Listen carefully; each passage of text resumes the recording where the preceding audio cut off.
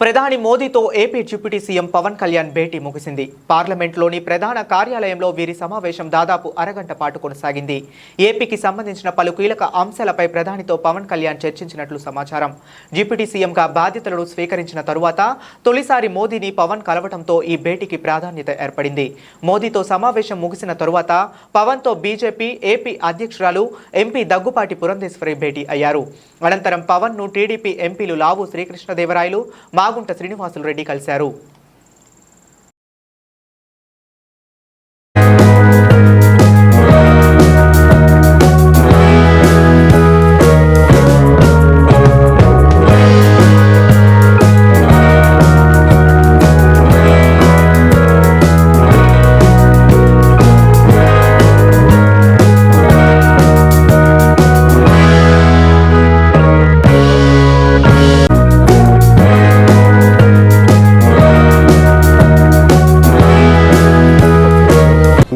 నుంచి Sambalpur express, Nanded to Visakhapatnam, అలాగే విశాఖపట్నం నుంచి షిరిడి ఎక్స్ప్రెస్, అలాగే ఏపీ ఎక్స్ప్రెస్ విశాఖపట్నం ఢిల్లీ, ఇవన్నీ కూడా మేము పిఠాపురంలో ఒక స్టాప్ హాల్ట్ పెట్టమని అడిగాం. దానికి వారు సానుకూలంగా స్పందించారు.